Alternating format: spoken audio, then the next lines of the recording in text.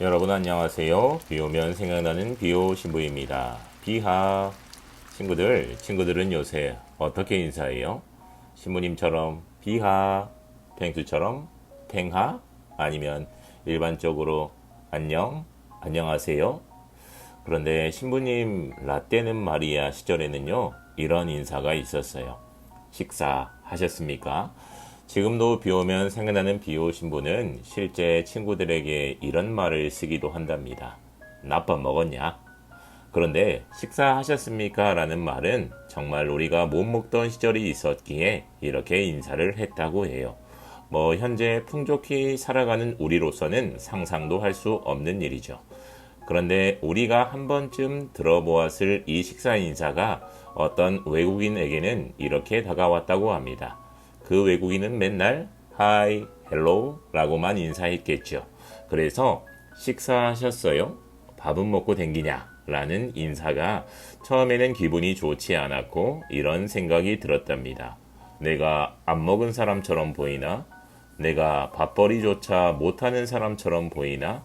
심지어 내가 한국 온 이유가 고향에 먹을 것이 없어서 그런가? 라는 생각이 들었답니다. 그런데 이 외국인은 한국 문화에 적응하고 나서 식사 인사에 대해 이렇게 느꼈다고 합니다. 당신을 도와줄 수 없는 안녕, Hi, Hello, 나, 잘 지내, How are you? 라는 형식적인 인사 대신에 식사하셨어요? 라고 물어보게 된다면 그 말은 당신의 에너지를 채워준다. 당신을 진심으로 걱정해주는 사람이 있다는 것을 깨닫게 된 것이죠. 그래서 그 외국인은 어떻게 지내세요? 보다는 식사하셨어요? 라는 인사를 선호한답니다. 왜냐하면 그것은 나에게 살아있다는 행복감을 느끼게 해주기 때문이겠죠. 그러한 의미에서 인사를 건네보아요. 여러분, 낮밥 먹었어요? 밥은 먹고 댕기시죠?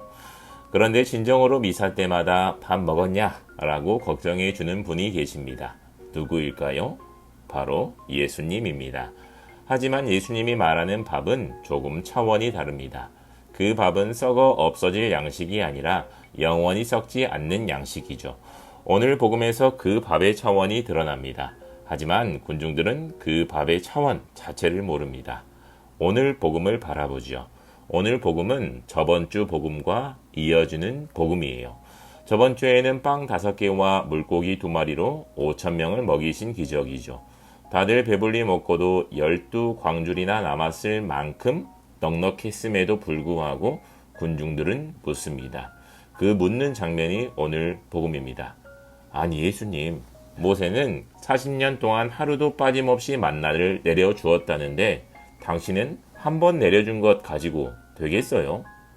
그러자 예수님께서는 차분히 밥의 차원에 대해서 대답하시죠. 모세가 준 빵은 어디서 났느냐? 그것도 하느님 아버지가 주신 것이다. 하느님의 빵은 영원한 생명을 준다. 내가 그 생명의 빵이다. 육체적인 양식보다는 영원한 생명 자체이신 당신 자신을 내어주신다는 밥의 차원인 것이죠. 먹고 사라지는 육적 양식의 차원이 아니라 예수님의 생명을 받아 누린다는 영적 양식의 차원인 것입니다. 우리가 이런 육적 차원에서 벗어나 영적이고 질적인 차원의 밥을 안다면 그때의 밥은 기존과는 달라집니다. 기도 내용부터 달라지겠죠.